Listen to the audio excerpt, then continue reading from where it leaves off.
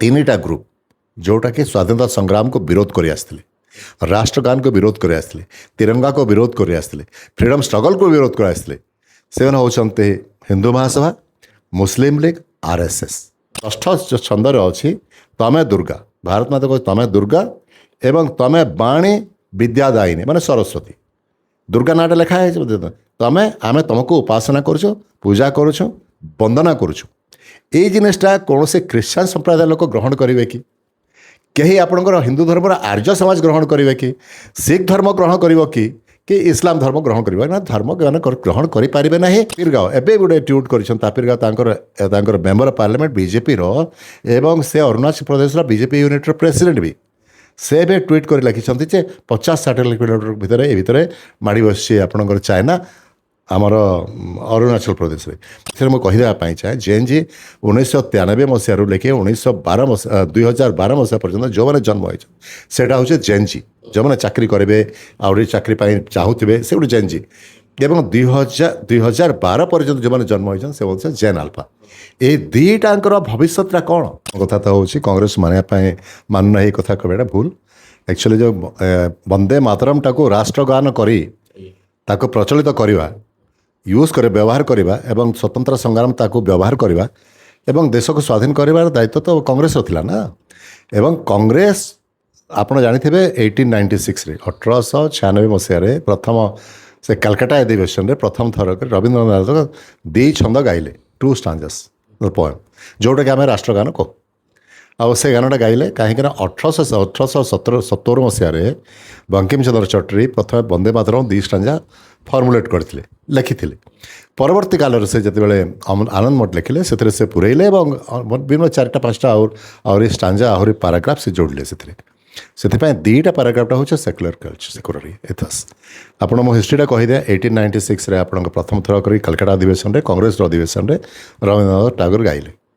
ତାପରେ 1937 ମସିହାରେ ଗୋଟେ କମିଟି ଗଠନ ହେଲା ଏ ବନ୍ଦେ ମାତରମକୁ ନେଇକି, ଯେ ସେଥିରେ ମହାତ୍ମା ଗାନ୍ଧୀ ଥିଲେ ସେ କମିଟିରେ, ଜବାହରଲାଲ ନେହେରୁ ଥିଲେ, ସର୍ଦ୍ଦାର ପଟେଲ ଥିଲେ, ସୁଭାଷ ଚନ୍ଦ୍ର ବୋଷ ଥିଲେ, ସରୋଜିନୀ ନାଇଡୁ ଥିଲେ। ଇଏ ଗୋଟେ କମିଟି ଆଉ ଯେଉଁମାନେ ସ୍ୱତନ୍ତ୍ର ସଂଗ୍ରାମରେ ଯେଉଁ ସ୍ୱାଧୀନତା ସଂଗ୍ରାମରେ ଝାସ ଦେଇକି ନେତୃତ୍ୱ ନେଇଥିଲେ ସେମାନେ କମିଟି ଗଠନ ହେଇଥିଲା। ସେମାନେ ଯେତେବେଳେ ସେଟାକୁ 1937 ମସିହାରେ 2ଟା stanzaକୁ ରାଷ୍ଟ୍ରଗାନ କରିବା ବୋଲିକି ଆମେ ସେ ନିଷ୍ପତ୍ତି ନେଲେ ସେଟା, ଯାହାକି ପୁଣି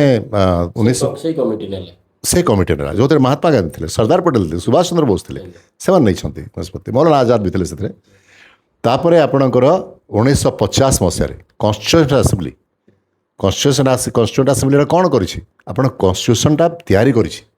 ତାର ଆପଣଙ୍କ ରାଜେନ୍ଦ୍ର ପ୍ରସାଦ ତାର ଚେୟାରମ୍ୟାନ୍ ଥିଲେ ଆଣ୍ଡ ଡ୍ରାଫ୍ଟିଂ କମିଟିର ଚେୟାରମ୍ୟାନ୍ ଡକ୍ଟର ଆମ୍ବେଦକର ଥିଲେ। ଏଇଟା ଜାଣିବା କଥା, ଲୋକମାନେ ଖାଲି ଡକ୍ଟର ଆମ୍ବେଦକରକୁ ଆପଣ ସବୁ ପ୍ରଶଂସା କଲେ ହେବ ନାହିଁ, ତା ସହିତ ଡକ୍ଟର ରାଜେନ୍ଦ୍ର ପ୍ରସାଦଙ୍କ ବି ଭୂମିକା ଅଛି, ବିଭିନ୍ନ ଲିଡର୍ସମାନଙ୍କ ବିଭିନ୍ନ ଯୋଗଦାନ ରହିଛି।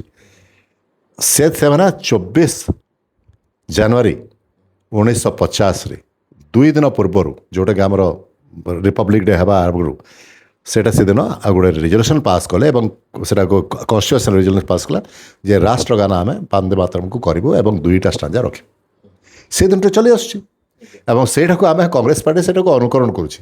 ସେଇଟା ଯେଉଁଟା ମହାତ୍ମା ଗାନ୍ଧୀ ନିଷ୍ପତ୍ତି ନେଇଥିଲେ, ମହାତ୍ମା ଗାନ୍ଧୀ, ସୁଭାଷ ଚନ୍ଦ୍ର ବୋଷ, ସର୍ଦ୍ଦାର ପଟେଲ, ଏ ଯେଉଁ ବିଦ୍ୱାନମାନେ ଥିଲେ, ଯେଉଁମାନେ ସ୍ୱତନ୍ତ୍ର ସଂଗ୍ରାମରେ ନେତୃତ୍ୱ ନେଇଥିଲେ, ଶୀର୍ଷ ନେତୃତ୍ୱ, ସେମାନଙ୍କର ଡିସିସନ୍ଟାକୁ ଆମେ ପାଳନ କରି ଆସିଛୁ ଏବଂ ସବୁବେଳେ ଆମେ କରି ଆସିଛୁ। ସେ 2ଟା stanza ହିଁ ରାଷ୍ଟ୍ରଗାନ, ଅଲଗା କ'ଣ। ଏବେ ବିଲ୍ ଆସିଲା, ବିଲ୍ରେ ଆପଣଙ୍କ 6 stanza 2 stanza କୌଣସି ଜାଗାରେ ଲେଖା ହେଇନି। ଗାନ ଉପରେ କୌଣସି ବିବାଦ ନାହିଁ। ସେ କହୁଛନ୍ତି ଅପମାନ କରିବେ ନାହିଁ, ଡିସ୍ଟ୍ରପ୍ସନ୍ କରିବେ ନାହିଁ। ଯେତେବେଳେ ରାଷ୍ଟ୍ରଗାନ ହେଉଛି ସେତେବେଳେ ଡିସ୍ଟ୍ରପ୍ସନ୍ କରିବେ ନାହିଁ। ଯେମିତି ଜଣଗଣ ମନ ଅଧିନାୟକ ଯେଉଁ ଆମେ ଗାଉଛୁ ସେଇଟା ଯେତିକି ସମ୍ମାନ ପାଏ ଆଉ ସେଇଭଳିଆ ସମ୍ମାନ ୟାକୁ ଦେବା କଥା। ୟାକୁ ଆମେ ଡିସ୍ଟ୍ରପ୍ଟ କରିବାନି କି ତାକୁ ଆମେ ପ୍ରତିବାଦ କରିବା ନାହିଁ, ତାକୁ ଅସମ୍ମାନ କରିବା ନାହିଁ। ଏଇଟା ତ ନିଷ୍ପତ୍ତି। କେଉଁଠି 6 stanza ଆସିଛି?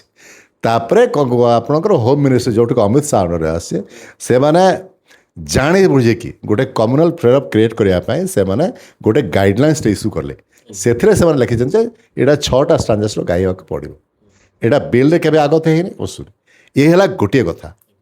ଦ୍ୱିତୀୟ କଥା ମୁଁ କହିବା ଚାହୁଁଛି, ଆପଣ ଫ୍ରିଡମ୍ ଷ୍ଟ୍ରଗଲରେ ଦେଖିବେ 3ଟା ଗ୍ରୁପ ଯେଉଁଟାକି ସ୍ୱାଧୀନତା ସଂଗ୍ରାମକୁ ବିରୋଧ କରି ଆସିଥିଲେ, ରାଷ୍ଟ୍ରଗାନକୁ ବିରୋଧ କରି ଆସିଥିଲେ, ତିରଙ୍ଗାକୁ ବିରୋଧ କରି ଆସିଥିଲେ, ଫ୍ରିଡମ୍ ଷ୍ଟ୍ରଗଲକୁ ବିରୋଧ କରି ଆସିଥିଲେ। ସେମାନେ ହେଉଛନ୍ତି ହିନ୍ଦୁ ମହାସଭା, ମୁସଲିମ ଲିଗ୍, RSS। ଏ ତିନିଟା ଅର୍ଗାନାଇଜେସନ୍ ସମସ୍ତେ ସେମାନେ ଟୁ ନେସନ୍ସ ଥ୍ୟୋରି ବିଶ୍ୱାସ କରୁଥିଲେ। ଟୁ ନେସନ୍ସ ଥ୍ୟୋରି ସବୁଠୁ କିଏ ଦେଲା କି ମୁସଲିମମାନଙ୍କର ଅଲଗା ରାଷ୍ଟ୍ର ହିନ୍ଦୁମାନଙ୍କର ଅଲଗା ରାଷ୍ଟ୍ର କିଏ ଦେଲା? ସର୍ବପ୍ରଥମେ ଆପଣଙ୍କ ବୀର ସାବରକର ଯାହାକୁ କହନ୍ତି ସାବରକର ଦେଲେ। ତାକୁ ଜିନ୍ନା ଗ୍ରହଣ କରି କହିଲେ ଆମେ ସାବରକର ଯାହା କହୁଛନ୍ତି ଆମେ ଗ୍ରହଣ କରୁଛୁ, ଆମେ ଦୁଇଟା ନେସନ୍ସ କରିବା। ତ ବୀଜ ବୁଝିଲେ ଏମାନେ ହେଉଛନ୍ତି ଅଖଣ୍ଡ ଭାରତର ବିରୋଧ, ରାଷ୍ଟ୍ରବାଦର ବିରୋଧ, ଏମାନେ ରାଷ୍ଟ୍ରଦ୍ରୋହୀ କାମ କରିଛନ୍ତି। ଏବଂ ଅନ୍ୟପଟେ ଏବଂ ଶ୍ୟାମାପ୍ରସାଦ ମୁଖର୍ଜୀ ଆପଣ ଜାଣିଥିବେ, ଶ୍ୟାମାପ୍ରସାଦ ମୁଖର୍ଜୀ ଯେତେବେଳେ କ୍ୱିଟ୍ ଇଣ୍ଡିଆ ମୁଭମେଣ୍ଟ ହେଲା 1942ରେ, ସେ ଇଂରେଜ ସରକାରକୁ ଲେଖିଲେ ଯେ ଆପଣ ୟାକୁ ଦମନ କରନ୍ତୁ। ଦମନ କରିବାରେ ଯେଉଁ କେମିତି ଦମନ କରିବେ 1942 ଆପଣ କ୍ୱିଟ୍ ଇଣ୍ଡିଆ ମୁଭମେଣ୍ଟ ଭାରତ ଛାଡ଼ ଆନ୍ଦୋଳନକୁ ସେ ଶ୍ୟାମାପ୍ରସାଦ ମୁଖର୍ଜୀ ତାଙ୍କୁ ଲେଖିଲେ। ତ ଏମାନେ ତ କେବେ ବି ରାଷ୍ଟ୍ରଗାନ ଗାଇ ନାହାନ୍ତି। RSS ହେଡ଼କ୍ୱାର୍ଟର କେବେ ରାଷ୍ଟ୍ରଗାନ ଗାଏନି, କେବେ ତିରଙ୍ଗା ଲହରା ଯାଇନି। ତାଙ୍କର ଭଗବତ ଧ୍ୱଜ ଗୋଟେ ଅଛି ସେଟାକୁ ଲହରାଯାଏ, ସେ ତିରଙ୍ଗାକୁ ସେମାନେ ଗ୍ରହଣ କରିନାହାନ୍ତି। ଏବଂ ଯେତେବେଳେ ସ୍ୱାଧୀନତା ପୂର୍ବରୁ ସେମାନେ ଷ୍ଟାମ୍ପିଂ କରିଥିଲେ, ଗୋଡ଼ରେ ଚକଳିଥିଲେ, ସେ ଦଳି ଚକଡ଼ିଥିଲେ ଆପଣଙ୍କର ତିରଙ୍ଗାକୁ। ତ ଆପଣ ଜାଣିବା କଥା ଇଏ ହେଲା। ତ ସେମାନେ ସବୁବେଳେ ବିରୋଧ କରି ଆସିଥିଲେ ତିରଙ୍ଗାକୁ, କେବେ ଏମାନେ ସେମାନଙ୍କୁ ପସନ୍ଦ କରିନାହାନ୍ତି। ତିରଙ୍ଗାକୁ ସେମାନେ ସବୁବେଳେ ପ୍ରତ୍ୟାଖ୍ୟାନ କରି ଆସିଥିଲେ ଏବଂ ବନ୍ଦେ ମାତରମ୍କୁ ପ୍ରତ୍ୟାଖ୍ୟାନ କରି ଆସିଥିଲେ। ସେଥିପାଇଁ ଆପଣ ଜାଣିବା କଥା ଇଏ ହେଲା ଗୋଟେ ଜିନିଷଟା। ଦ୍ୱିତୀୟ ଜିନିଷ ଯେଉଁଟାକି ବହୁତ ଇମ୍ପୋର୍ଟାଣ୍ଟ, ଆପଣ ଜାଣିଥାନ୍ତୁ ଆମର ଭାରତବର୍ଷ ହେଉଛି ଗୋଟେ ସେକୁଲାର କଣ୍ଟ୍ରି, ଧର୍ମନିରପେକ୍ଷ ଦେଶ।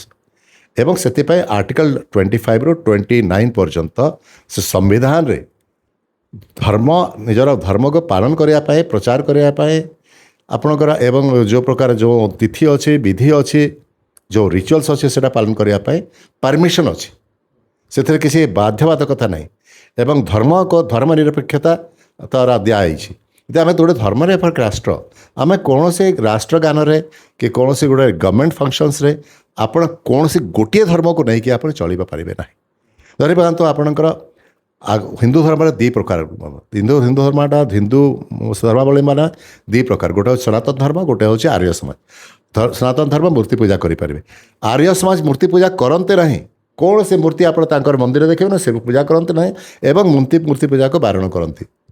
ସେମାନେ କ'ଣ ଆପଣ ଯେଉଁ ଷଷ୍ଠ ଛନ୍ଦରେ ଅଛି, ତମେ ଦୁର୍ଗା, ଭାରତ ମାତା କହୁଛି ତମେ ଦୁର୍ଗା ଏବଂ ତମେ ବାଣୀ ବିଦ୍ୟାଦାୟିନୀ ମାନେ ସରସ୍ୱତୀ, ଦୁର୍ଗା ନାଁଟା ଲେଖା ହେଇଛି।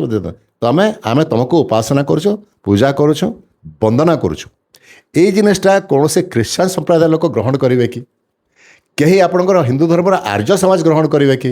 ଶିଖ ଧର୍ମ ଗ୍ରହଣ କରିବ କି ଇସଲାମ ଧର୍ମ ଗ୍ରହଣ କରିବ ନା? ଧର୍ମ ଗ୍ରହଣ କରିପାରିବେ ନାହିଁ ଏବଂ ଦୁର୍ଗା ମାତାଙ୍କୁ ପୂଜା କରିପାରିବେ ନାହିଁ କି ସରସ୍ୱତୀଙ୍କର ବନ୍ଦନା କି ପୂଜା କରିପାରିବେ ନାହିଁ। ସେଟା ତାଙ୍କ ଧର୍ମ ବିରୁଦ୍ଧରେ ଯାଉଛି। ଏବଂ ଭାରତର କନଷ୍ଟିଟ୍ୟୁସନ୍ ଏଇଟା ଆପଣଙ୍କୁ ସେ ଆପଣଙ୍କର ସବୁ ଧର୍ମର ଲୋକମାନଙ୍କୁ ସେଇଟା ତାଙ୍କୁ ଦିଆହେଇଛି, ସେତିକି ତାଙ୍କର ଅଧିକାର ଦିଆହେଇଛି। ସେ ଅଧିକାରକୁ ଏ ବିଲ୍ଟା ଖନନ କରିଥାନ୍ତା ଯଦି ଆମେ 6 ଷ୍ଟାଞ୍ଜା ଯଦି ଆମେ ମେନସନ୍ କରିଥାନ୍ତି, କିନ୍ତୁ 6 ଷ୍ଟାଞ୍ଜା ମେନସନ୍ ନେଇ ବିଲ୍କୁ ପାରିତ ହେଇଛି, ସମସ୍ତ ସର୍ବସମ୍ମତିରେ ସେଇଟା ଆମେ ପାଳନ କରୁଛୁ ଏବଂ 2 ଷ୍ଟାଞ୍ଜା ଆମେ ସବୁବେଳେ ଗାଇବୁ। କିନ୍ତୁ ଆମର କଂଗ୍ରେସର ଅଭିମୁଖ ଯେଉଁ ଭାବୁଛି ଯେ ଯେତେବେଳେ ଆପଣ ରାଷ୍ଟ୍ରଗାନ ହେବ 6 ଷ୍ଟାଞ୍ଜା ଗାଆନ୍ତୁ, 2 ଷ୍ଟାଞ୍ଜା ଗାଆନ୍ତୁ, ଆମେ କୌଣସି ପ୍ରକାର ଡିଷ୍ଟର୍ବ କରିବୁ ନାହିଁ କି ଆମେ ଅସମ୍ମାନ କରିବାର ପ୍ରଶ୍ନ ଉଠୁନି।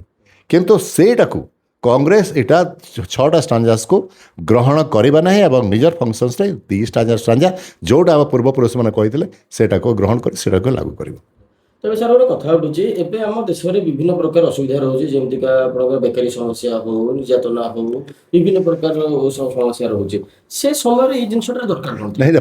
ଡାଇଭର୍ସନ୍ ପ୍ରାକ୍ଟିସ୍ ପରା, ଏଇଟା ଡାଇଭର୍ସନ୍ ଟ୍ୟାକ୍ସିସ୍ ତାଙ୍କର ହେଉଛି ଯେଉଁଠି ସବୁ ଜାଗାରେ ଫେଲ୍ ହେଉଛନ୍ତି, ଫରେନ୍ ପଲିସିରେ ଫେଲ୍ ହେଉଛନ୍ତି। ବିଭିନ୍ନ ଦେଶ ସହିତ ସମ୍ପର୍କ ଆମର ଠିକ୍ ନାହିଁ। ଆମେରିକା ଆମକୁ ଡିକ୍ଟେଟ୍ କରୁଛି, ଟ୍ରମ୍ପ ଯାହା କହୁଛି ତାଙ୍କୁ ଇନସଲ୍ଟ ବି କରୁଛି ପ୍ରଧାନମନ୍ତ୍ରୀଙ୍କୁ ଆମର, ଏବଂ ଟ୍ରମ୍ପ ଯାହା କହୁଛି ସେଇଟା ମାନିବା ପାଇଁ ସେମାନେ ବାଧ୍ୟ ହେଉଛନ୍ତି। ରୁଷକୁ ତେଲ ନିଅ ନାହିଁ, ଅପରେସନ୍ ପ୍ରତ୍ୟାଖ୍ୟାନ କର, ଯାହା କହୁଛି ଟ୍ରମ୍ପ ତାକୁ ଡିକ୍ଟେଟ୍ କରୁଛି। ସେମିତି ଆଉ ପ୍ରଧାନମନ୍ତ୍ରୀ ଆମକୁ ଦରକାର ନାହିଁ। କୌଣସି ନେବରିଂ କଣ୍ଟ୍ରି ସହିତ ଆମର ରିଲେସନ୍ସ ଭଲ ନାହିଁ। ଇରାନ ସହିତ ଆପଣଙ୍କ ରିଲେସନ୍ସ ବହୁତ ଖରାପ କରିଥିଲେ। ଇସ୍ରାଏଲ ସହିତ ଛିଡ଼ା ହେଇକରି ଆମର ଏବେ ଦେଖ 3ଟା ଜାହାଜ ଯେଉଁ ଅଛି, 3ଟା ଜାହାଜ ଆପଣଙ୍କର ଘେରରେ ଅଛି ତାଙ୍କର, ଆମର ତେଲ ଆସିବାକୁ ଦେଉନାହାନ୍ତି। ଆମ ଇରାନ ସହିତ ବହୁତ ଭଲ ସମ୍ପର୍କ ଥିଲା ଏବଂ ଆମର ଗୁଟ ନିରପେକ୍ଷ ଦେଶ ହିସାବରେ ଆମର କର୍ତ୍ତବ୍ୟ ଯେଉଁଠି ଯେଉଁ ଦେଶ ଉପରେ ଆଘାତ ହେବ, ଯେଉଁ ଦେଶ ଉପରେ ଆଗ୍ରେସନ୍ ହେବ, ଇନଭେଜନ୍ ହେବ, ତାକୁ ଆମେ କଣ୍ଡେମ୍ କରିବା ଆଉ ତା ବିରୁଦ୍ଧରେ ଛିଡ଼ା ହେବା, ସବୁବେଳେ ଆମେ କରିଆସିଛୁ। କିନ୍ତୁ ଏଥରକ ନରେନ୍ଦ୍ର ମୋଦି ଭୁଲ ବାଟରେ ଆପଣଙ୍କର ଫରେନ୍ ପଲିସିକୁ ନେଇ, ଯଦ୍ୱାରା କି ଭାରତବର୍ଷ ଅର୍ଥର ଅକଥନୀୟ କ୍ଷତି ହେଉଛି। ଏଇଟା ଗୋଟେ ହେଲା। ଇଣ୍ଟରନାଲ୍ ସିକ୍ୟୁରିଟି ଦେଖନ୍ତୁ, ଯେ ଆପଣ ମଣିପୁର ସମ୍ଭାଳି ପାରିଲେ ନାହିଁ, ଆପଣଙ୍କର ଇଏ ସମ୍ଭାଳି ପାରିଲେନି, ଆପଣଙ୍କ ଲଦାଖ ସମ୍ଭାଳି ପାରିଲେନି। ଆରେ 2 ଲକ୍ଷ ପପୁଲେସନ୍ ଯଦି ସମ୍ଭାଳି ପାରନ୍ତେ 146 କୋଟି ଲୋକ କେମିତି ସମ୍ଭାଳିବେ? ଏବଂ ଭାରତ ଭିତରକୁ ଆପଣଙ୍କ ତାପିର ଗାଓ ଏବେ ଗୋଟେ ଟ୍ୱିଟ୍ କରିଛନ୍ତି। ତାପିର ଗାଓ ତାଙ୍କର ମେମ୍ବର ଅଫ୍ ପାର୍ଲାମେଣ୍ଟ ବିଜେପିର, ଏବଂ ସେ ଅରୁଣାଚଳ ପ୍ରଦେଶର ବିଜେପି ୟୁନିଟ୍ର ପ୍ରେସିଡେଣ୍ଟ ବି। ସେ ଏବେ ଟ୍ୱିଟ୍ କରି ଲେଖିଛନ୍ତି ଯେ 50-60 କିଲୋମିଟର ଭିତରେ ମାଡ଼ି ବସିଛି ଆପଣଙ୍କର ଚାଇନା ଆମର ଅରୁଣାଚଳ ପ୍ରଦେଶରେ। ଏବଂ 5 ସେରା ଗୋଟେ ଜାଗାଟା ଅଛି, ହିଲ୍ ପଏଣ୍ଟ ଅଛି, ସେଇଟା ଆମର ପୋଷ୍ଟ ଥିଲା, ସେଇଟାକୁ କ୍ୟାପଚର କଲେଣି। ସେପଟେ ଲଦାଖରେ 18ଟା ପୋଷ୍ଟ କ୍ୟାପଚର କରିସାରିଲେଣି। ଆମେ କିଛି କରିପାରୁନୁ, ଦେଶର ସାର୍ବଭୌମତା ଆମେ ରକ୍ଷା କରିପାରୁନୁ। ଇଣ୍ଟରନାଲ୍ ପ୍ରୋବ୍ଲେମ୍ସ ବହୁତ, ପ୍ରାଇସ୍ ରାଇଜ୍ ଯାହା ବି ହେଉଛି, ବେକାରୀ ସମସ୍ୟା ଆପଣ ଦେଖନ୍ତୁ, ଜେନ୍ ଜି ଆଉ ଜେନ୍ ଆଲଫା କେତେ ଫ୍ରଷ୍ଟ୍ରେସନ୍ ତାଙ୍କ ଭିତରେ। ଆପଣ ଜେନ୍ ଜି ଏବଂ ଜେନ୍ ଆଲଫା ଲୋକେ ଜାଣନ୍ତି ନାହିଁ। ଏଥିରେ ମୁଁ କହିଦେବା ପାଇଁ ଚାହେଁ, ଜେନ୍ ଜି 1993 ମସିହାରୁ ଲେଖି 2012 ମସିହା ପର୍ଯ୍ୟନ୍ତ ଯେଉଁମାନେ ଜନ୍ମ ହୋଇଛନ୍ତି ସେଇଟା ହେଉଛି ଜେନ୍ ଜି। ଯେଉଁମାନେ ଚାକିରି କରିବେ, ଆହୁରି ଚାକିରି ପାଇଁ ଚାହୁଁଥିବେ, ସେ ଗୋଟେ ଜେନ୍ ଜି। ଏବଂ 2012 ପର୍ଯ୍ୟନ୍ତ ଯେଉଁମାନେ ଜନ୍ମ ହୋଇଛନ୍ତି ସେ ହେଉଛି ଜେନ୍ ଆଲଫା। ଏଇ ଦୁଇଟାଙ୍କର ଭବିଷ୍ୟତଟା କ'ଣ? ଚାକିରି ନାହିଁ। ଯେଉଁଠି ଗୋଟେ ଚାକିରି ପାଇଁ ଯଦି ଆବେଦନ ହେଉଛି, କେଉଁଠି ହେଉଛି ତାର ପେପର ଲିକ୍ ହେଇଯାଉଛି। ସବୁ ପରୀକ୍ଷାରେ CBSE ପରୀକ୍ଷାରେ ପେପର ଲିକ୍ ହେଉଛି। ତ କ'ଣ ସିଷ୍ଟମ୍ ନାହିଁ। System has become very corrupt, systemic failure ହେଉଛି। ପ୍ରାଇସ୍ ରାଇଜ୍ କେତେ ନା କେତେ ଆପକେ ବହୁତ ବେଶୀ। ଗରିବ ଲୋକ ଗରିବ ହେଉଛନ୍ତି, ଧନୀ ଲୋକ ଧନୀ ହେଉଛନ୍ତି। ଆପଣ ଦେଖିବେ ଧନୀ ଲୋକ ଫାର୍ଷ୍ଟ 10% ଲୋକଙ୍କ ପାଖରେ ନ୍ୟାସନାଲ୍ ୱେଲ୍ଥ ଇଣ୍ଡିଆର ଭାରତବର୍ଷର 84% ଭାଗ ଅଛି। ଏବଂ ସବୁଠୁ ତଳେ ଯେଉଁ 50% ଅଛନ୍ତି ତାଙ୍କ ପାଖରେ ମାତ୍ର 6%। ଏତେ ବିଭେଦ ହେଇଗଲା, ଗରିବ ହେଇ ଚାଲିଛି। ଏବଂ ଧନୀ ଲୋକମାନଙ୍କୁ ଆପଣ ସବୁ ପ୍ରକାର ଦେଇ ଦେଉଛନ୍ତି। ଆପଣ ଖଣିଜ ପଦାର୍ଥ ଦେଇ ଦେଉଛନ୍ତି, ଖଣିଜ ଯେଉଁ ଏରିଆଟା ଲିଜ୍ରେ ଦେଇ ଦେଉଛନ୍ତି। ଅଡାନୀକୁ ବହୁତ ଗୁଡ଼ା ଦେଇ ଦେଉଛନ୍ତି। ଏୟାରପୋର୍ଟ କ୍ୟାପଚର ହେଲାଣି, ନେଇଗଲାଣି ସେ ଆଦାନୀ। ପୋର୍ଟ ଗୁଡ଼ାକ ନେଇଗଲାଣି, ସବୁ ସିମେଣ୍ଟ ଫ୍ୟାକ୍ଟ୍ରି ଗୁଡ଼ାକ ନେଉଛି। ଯେଉଁଠି ଆଦାନୀ ଚାହୁଁଛି ତାକୁ କରୁଛନ୍ତି। ତ ଆଦାନୀର ଗୋଟେ ନୌକର ହିସାବରେ, ଗୋଟେ ଗୁଲାମ ହିସାବରେ ଯଦି ନରେନ୍ଦ୍ର ମୋଦି ଯଦି କାମ କରିବେ, ତାହେଲେ ଦେଶ ତ ବିଗିଡ଼ିଯିବ ନା।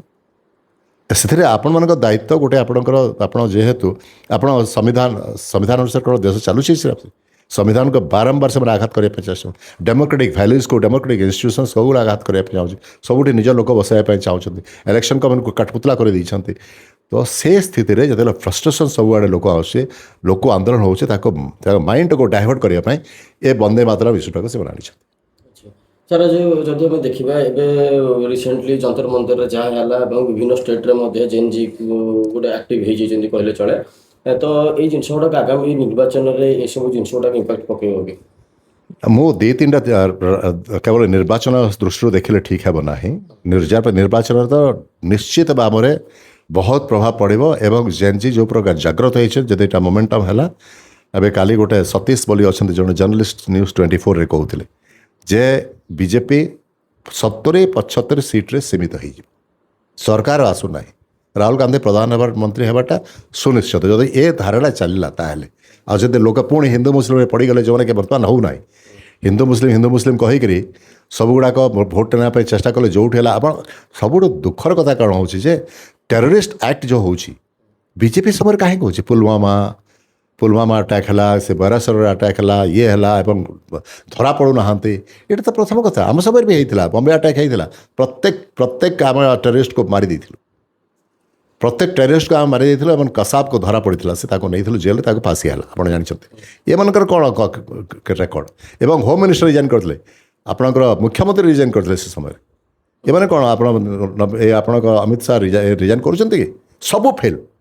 ଜେନ୍ ଜିରେ ଫେଲ୍। ଗୋଟେ ଦେଖନ୍ତୁ, ଯେଉଁଥିରେ ଲାଠି ମାଡ଼ କରୁଛନ୍ତି, ପେଲେଟ୍ ଗନ୍ ଲଗାଉଛନ୍ତି, ସେ ପ୍ରାଇଭେଟ୍ ପାର୍ଟସ୍କୁ, ଲେଡ଼ିଜ୍ମାନଙ୍କର, ମହିଳା ଝିଅମାନଙ୍କର ପ୍ରାଇଭେଟ୍ ପାର୍ଟସ୍ରେ ଆପଣଙ୍କର ବାଡ଼ି ଏଇଟା କରିବା କଥା, ଏସବୁ ଭାରି କଦର୍ଯ୍ୟ କଥା।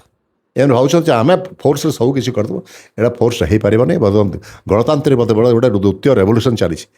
ଆମେ ଯେଉଁ ଜେନ୍ ଜି ଅଛନ୍ତି, ଆମ ଦେଖିଲା ବେଳକୁ ଲକ୍ଷ ଲକ୍ଷ ଯେଉଁ ପିଲାମାନେ ଅଛନ୍ତି, ତାକୁ କେମିତି ଭାରତର ନିର୍ମାଣ କରିବା, ସେ ଦୃଷ୍ଟିରେ ଆମକୁ ଭାବିବା କଥା।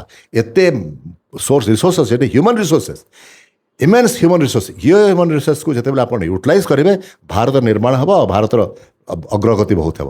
କିନ୍ତୁ ଯଦି ଏମାନଙ୍କୁ ଆମେ ଯଦି ଠିକ୍ ହିସାବରେ ୟୁଟିଲାଇଜ୍ କରିପାରିବାନି, ସେମାନେ ଯଦି ଅନଏମ୍ପ୍ଲଏଡ଼୍ ରହିବେ, ସେମାନେ ଅଣ୍ଡର ଏମ୍ପ୍ଲଏଡ଼୍ ରହିବେ, ହେଲେ ଭାରତର ଭବିଷ୍ୟତ ଉଜ୍ଜ୍ୱଳ ହେବ ନାହିଁ।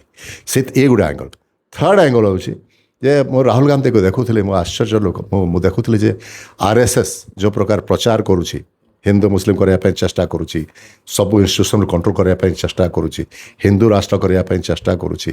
ଆଉ ତାଙ୍କ ପାଖରେ ଏତେ ପଇସା ଆସିଯାଇଛି, ସେମାନେ ବିଜନେସ୍ କରୁଛନ୍ତି ଆଉ କିଛି ନାହିଁ, ରେଜିଷ୍ଟର୍ଡ ବି ନାହିଁ, ଅନଏଥିକାଲ ଇଲିଗାଲ କାମ କରୁଛନ୍ତି। ମନ୍ଦିର ଆପଣଙ୍କର ମନ୍ଦିରରୁ ଆପଣ ଚୋରି କରୁଛନ୍ତି, ରାମ ମନ୍ଦିରରୁ ଆପଣ ପଇସା ଟଙ୍କା ପଇସା ସୁନା ରୂପା ସବୁଗୁଡ଼ାକ ଚୋରି ହେଇଯାଉଛି। ତ ଏଇଭଳିଆ ସିଚୁଏସନ୍ଟାକୁ ଟ୍ୟାକଲ୍ କରିବା ପାଇଁ ଯଦି କେଉଁଠି ଲଢ଼ୁଛି ତାହେଲେ ସେ ରାହୁଲ ଗାନ୍ଧୀ ଲଢ଼ୁଛି। ଠିକ୍ କଥା ତ ଠିକ୍ କଥା, ଭୁଲ କଥା ତ ଭୁଲ କଥା। ଯେଉଁ ଲୋକ ଏମର୍ଜେନ୍ସି ସମୟରେ ଏମର୍ଜେନ୍ସି କହିଲା ଯେ ଭୁଲ, ଯେ କହିଲା ଯେ ଆପଣଙ୍କର ଅପରେସନ୍ ବ୍ଲୁ ଷ୍ଟାର ହେଇଥିଲା ସେଟା ବି ଭୁଲ ହେଲା ବୋଲିକି ଗ୍ରହଣ କରୁଛି, ନିଜର ଭୁଲ ଏବଂ ପାର୍ଟିର ଭୁଲଟାକୁ ସୁଧାରିକି ଚେଷ୍ଟା କରୁଛେ ଯେ ଆମେ ଯେଉଁଟା ଠିକ୍ ସେଇ ରାସ୍ତା ଅପରାଇଟ୍ ଯିବା, ସେ ଯେଉଁ ଚେଷ୍ଟା କରୁଛନ୍ତି ସେଇଭଳି ଆପଣଙ୍କର ଲିଡର ମୁଁ ଆପଣ ଦେଖିନାହିଁ।